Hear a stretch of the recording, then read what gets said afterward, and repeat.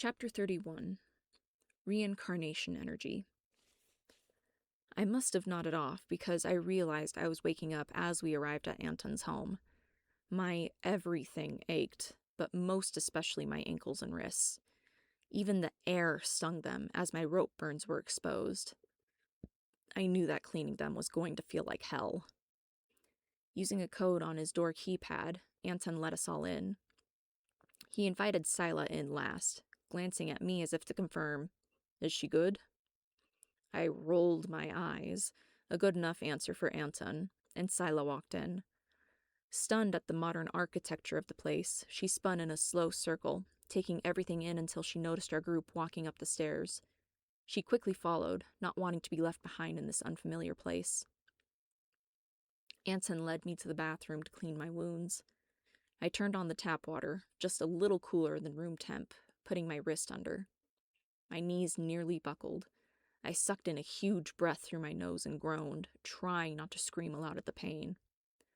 Michael put his hands under my arms when my knees looked weak, helping to hold me up through the pain. As Anton helped wash my wrists, he looked at the damage. "It looks like there's blisters all the way around and a few raw areas. I'm sorry this hurts. I promise we're almost done." I only nodded, indicating that I just needed him to hurry up. Once we were finally done washing my wrists, Anton grabbed a big gauze pad, dabbing at the wounds to dry them as much as he could. "Let's hope this doesn't scar too badly. You've got good skin." I glared at him. "Gee, thanks, asshole, like I needed another thing to worry about," I thought. He got the message, ducking his head.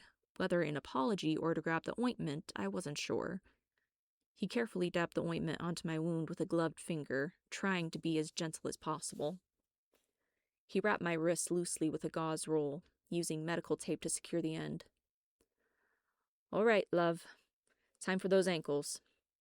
Right. Shit. Luckily, they didn't hurt as badly as my wrists, but they did still hurt quite a bit. I sat on the edge of the tub. Michael stood behind me as Anton carefully washed my ankles. Anton saw the bottoms of my feet. "Hun, I'm washing these after too." He took a cup full of clean water and poured it over my ankle. I flinched with the sting, and Michael put his hand on my shoulder. "I'm okay," I told him through gritted teeth, but he kept his hand there, an anchor while the world was unstable. Anton was quick and efficient, making me wonder if he had spent some time studying medicine in the last 500 years. He carefully washed my foot after, as promised, double-checking that the sole was uninjured. He repeated the same procedure on the other side, having found a rhythm as he cared for my wounds. After what felt like ages with the pain, we were finally done. The tender skin pulled and stretched as I tried to walk. "Would you like a lift?" I turned around. Michael had his arms out, an invitation. I gave only a moment of thought before I nodded, and he scooped me up, careful not to jostle my wounds. Michael set me down on the couch next to Sila, and she immediately hugged me. I stiffened in surprise, but accepted her hug, knowing that it was as much for her as for me. I yawned as Michael sat on my other side, sandwiching me in the middle of them. I took a few deep breaths, feeling a little stifled, until Michael shifted away a few inches. All he could if he wanted to keep his butt on the seat. I smiled my thanks, and he smiled back, not nearly as brightly. His concern softened something inside me, and I put a hand between us on the couch, inviting. His hands brightened as his hand gently clasped my own, my wrist gently resting on top of his arm. Sila noticed Michael's precarious seating, scooting over so he could be fully on the couch as well. Anton sat bent over across from us in his usual seat, elbows on his knees and his fingers steepled in front of his face. "So, there's a little bit to unpack here. Drew, mind giving us your version of events there at the end?" At the end? He must mean when Nicola... I managed to hide a fork in the waistband of my pants earlier. I stabbed Nicola after he bit me. There was screaming, then everything started going dark. I remembered thinking I didn't want to die. Then I was still trying to believe what happened next. Then I heard a voice asking if I wanted to live. Both Michael and Anton gasped. Scylla was confused by their reaction, but her answers would have to wait. I said yes, and then it told me to hold on. I was kinda pulled back in, I think, from dying. Then you were there. That's it. Silence followed. I yawned. I couldn't help it. Why don't we rest now? Regroup in the morning. No one fought Anton's suggestion. Silent and I followed him to the guest room, and I think he got Michael set up on the couch with blankets afterward. I wasn't too sure. I don't think I was even awake by the time my head hit the pillow. I slept like the dead. No dreams at all. Just empty blackness. I squinted at the light shining through the window slats, starting to wake me up. I tried to sit up. My wrists reminded me of last night. They were tender today, but Anton said he'd had some acetaminophen. Maybe I could ask him for some. I swung my legs out of the bed. They felt like they weighed 100 pounds each, but I stood up, groaning at the various aches and pains that were more obvious to me now that this adrenaline of last night had worn off. Michael was sitting up on the couch downstairs, a blanket still partly on his lap as he scrolled through his phone. "Hey," I said, surprising him a little. "Hey," he replied. "How are you feeling?" "Is ow a good enough descriptor?" Michael chuckled and nodded, moving the blankets and patting a spot on the couch for me to sit. I walked, my ankles tender, over to the couch. "How'd you sleep out here?" "It's always weird sleeping away from home, but that said, I was out like a light as soon as I hit the pillow. Didn't even dream." It felt like someone had injected my veins with lead. Everything was heavy.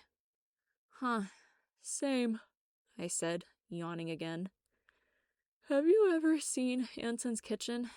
Do you think he has a coffee maker? I'm dying."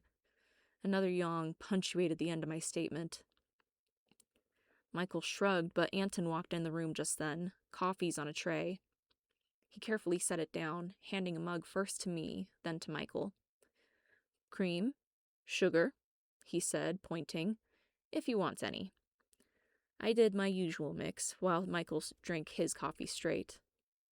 Anton, what kind of coffee do you use? This is fantastic," Michael gushed. "Oh, I'm a snob with my coffee. Most of it tastes like shit in my humble opinion. I have to special order mine from a friend down in South America. He's a good man, knows a good bean from bad if his coffee is anything to go by." Michael nodded his agreement. I tried it. It was really good. I might have been able to even try it straight for how smooth it tasted. I heard the guest room door open and close. Silas started coming down the stairs, awakened by the aroma. She accepted a mug graciously and sipped at her coffee, her shoulders relaxing as she inhaled the calming smell. We all sat in silence, save for the sounds of sipping. It might have been awkward if I was a little more awake, but right now I just wanted to enjoy my coffee. "Drew?" Anton waited for my attention. "I stayed up all night looking through Davor's journal, trying to figure out what that light was that we saw. I'm not very happy to share this." He took a deep breath and set his shoulders. "I think he took part of your life's energy." "My mana?" I asked, a little confused. "No. Do you remember how he was trying to steal, specifically, people's reincarnation energy? Well, I think that's what Nicola managed to do, at least until you stabbed him. If he had gotten all of it, you'd probably be gone." His solemn tone helped ground me. "You think he managed to steal a portion of that energy?" He nodded. My eyelids felt heavy as bricks. "Do you think," I asked, "that whatever he did made it so that I'm like this, all exhausted?" "It could be that. Or it could be that you just escaped the same lunatic for a second time and are actually exhausted. I wouldn't call anything yet. I'd wait until things are a little more normal again. Huh, normal, I scoffed. Nothing had been normal ever since I saw Michael bite Kelsey's neck. Yeah, I know what you mean, I said, waving my hand at the stern look he gave me. So, what is the plan then? I can't just call off work. You can for the day. I'll go in. Why don't you stay here and get more rest? I nodded at his suggestion, not worried about the floor being in his hands. I headed back toward the guest room, his idea making my feet move of their own accord. I think I'll do more of that right now. I called Trevor on my way to the room. Hey, Trevor, this is Drew. Drew, oh my God, you sound terrible. Are you okay? I am not. I don't think it's food poisoning this time. More likely that 24-hour bug that's been making the rounds through the building. Oh, that makes sense. Sucks, though. So you're calling in sick? Yeah. All right. I hope Michael makes it in today. Maybe the floor won't catch fire that way. I gave a pity chuckle at his attempt at humor. You take care now. Bye, Drew. Bye. I sat on the edge of the bed, all my joints and muscles sore, like I had done all kinds of exercises wrong. Scylla had followed me and stood in the middle of the guest room, internally struggling as she debated what to do. I'm sorry, Drew, for all of it. For what Nicola did, for my parts in it. Her voice trailed off as her guilt ate at her.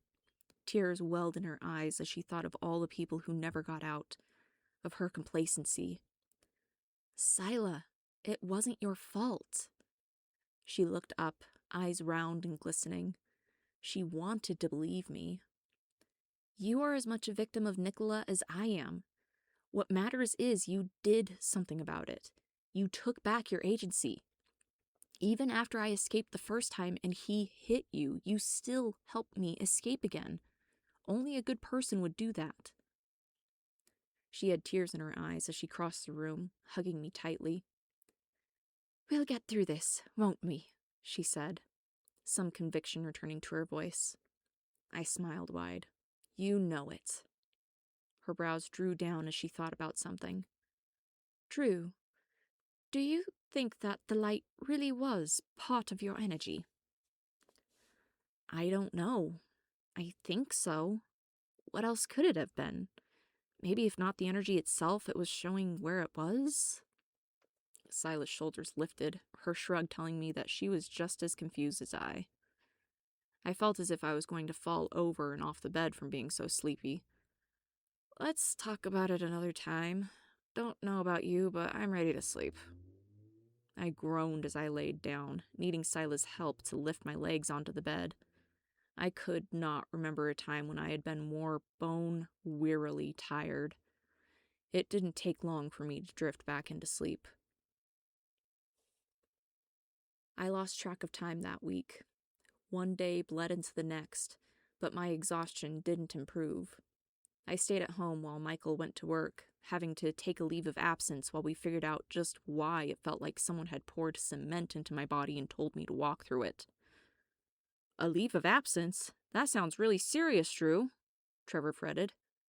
Just until I can figure out what exactly is going on. You don't want me passing out on the way to work, right?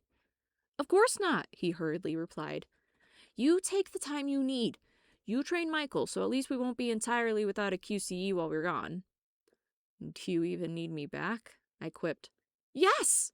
He cleared his throat, embarrassed at the outburst. Of course we do. Our floor wouldn't... bleh. Our floor without Drew Nelson just wouldn't be the same. All right. I've got to go now. I need to go take some medication. I didn't entirely lie. Of course, you just get yourself better. See you when you come back. See you then. Bye. I hung up, winded from the short exchange, although I'm sure it had more to do with Trevor himself than my condition. The internet thought it sounded like fibromyalgia, but to have it suddenly onset literally overnight like this is not very common.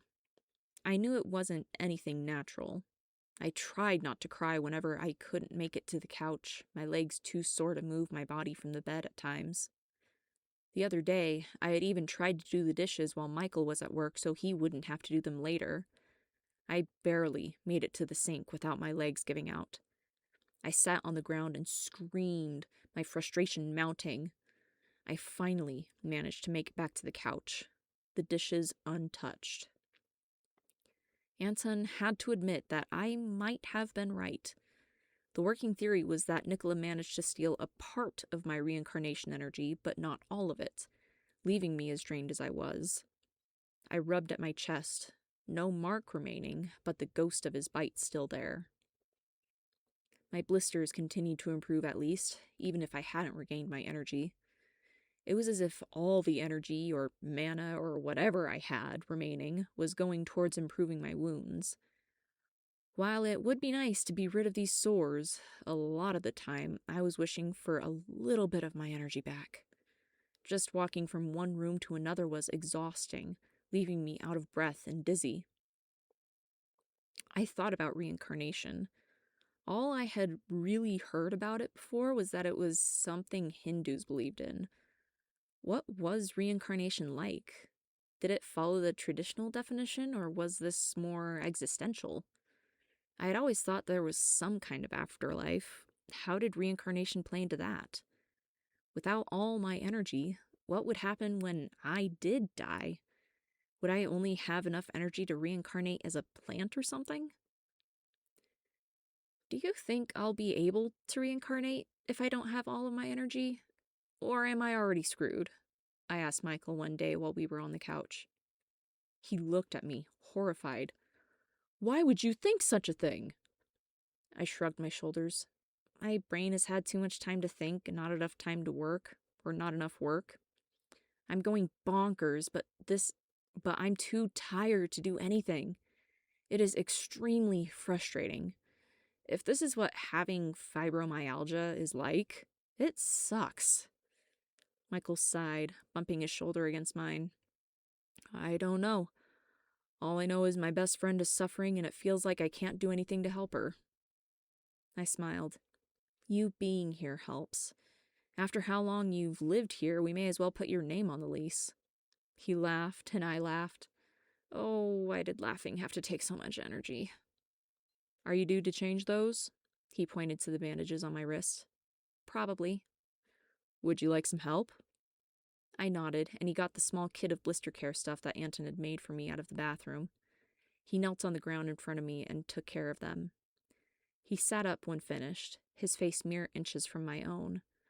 I'm not sure who was more surprised between the two of us, but neither of us moved. Michael looked to my mouth and swallowed. His lips parted as he looked back up to my eyes. His mouth, that birthmark. He looked as if he'd say something. His mouth. I want to kiss him so badly, but I'm scared. What if this ruins things between us? He leaned in before I could think and kissed me. Our kiss was soft and slow, a gentle press of our lips before his lips parted from mine. I lifted a hand to his face and drew him back in. He had the barest hint of stubble, as if he didn't shave yet that morning, scratchy against my mouth. He leaned back, parting our lips, his eyes finding mine. I put my other hand to his face, pulling him back in again. I wanted, needed more of him, and he seemed quite willing to give it to me. He pushed closer, pulling my body closer to his, our bodies pressed together. I hissed in pain, and he immediately backed up, eyes wide with worry. What's wrong?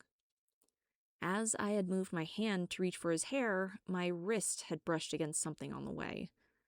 I held my wrist, and he seemed to understand without me saying anything. My dejection felt like a palpable lump in my chest. Hey, his gentle tone made me look up, his face still close. He pressed a gentle kiss to my lips, going no further. He smiled. At least we seem to be on the same page. I chuckled in agreement. Who knew if we were actually on the same page, but we seemed to be in the same book at least. Just that little burst of activity had drained me again. I growled, really tired of being tired already. Michael gave me a sympathetic smile, knowing that I was going stir-crazy. But, yeah, we seemed to be on the same page. His eyes glowed with a kind of happiness I had never seen in him before. He looked to my mouth once more, then back to my eyes. He shook his head, clearing his throat and asking, Are you due to take more painkillers yet? I nodded, still a little dazed from the kiss, and he went over to the kitchen, getting a glass of water ready so I could take them. He brought it back, and I popped the pills into my mouth. I swallowed them down with some water, my nose scrunching at the bitter flavor left behind from the tablets. Gah! Hate the taste, but I'd rather not hurt so bad. Michael's gaze softened as he mirrored my grimace. I moved as if I would stand, and he was immediately there, offering a hand for me to grab, as the other hand went to support my back as I stood. You're acting like I'm senile or something. Well, stop walking like you're senile, and I will. I stuck my tongue out at him, earning me a grin. He helped me up, one hand holding mine and the other on my elbow to give me leverage. I let out a weary breath. I tried not to let it get to me, but it was so discouraging to feel like this all the time. Hey, Michael said again to get my attention. You'll get past this. I know we'll figure something out. His faith warmed my heart, and my smile was genuine as I said, Thank you, Michael. For what? He looked confused. For all of it, but right now, I steeled myself. Thank you for being my best friend. I can't imagine going through this without you. And when it seemed like I might never see you again, I couldn't help but think... My voice trailed off, embarrassment taking hold. I couldn't help but think that I'd never have a chance to tell you how much you mean to me. You're more than my best friend, whatever that's called. And I wanted to have a chance to tell you that.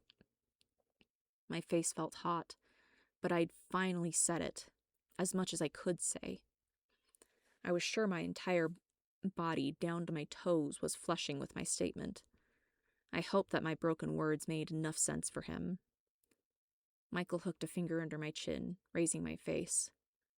I think you're more than my best friend, too, whatever that is. His eyes dropped to my mouth before lifting to my eyes again. Drew. His voice was a low, rumbling baritone, and the sound of my name from him was like a purr, gentle and caressing. His hand found its way to my face, and I leaned into his touch. He sighed. How badly I want to kiss you again. But your wounds. Once you're all better. His eyes glowed with predatory intent, barely leashed. If I hadn't already been blushing, that look certainly would have done it by itself. I think, I pulled on his shirt, making him bend down, that you're thinking too much. And I kissed him, hardly more than a peck, but enough to let him know that I, too, felt impatient for more than one reason. In that moment, I didn't feel like a broken, drained thing. I felt alive.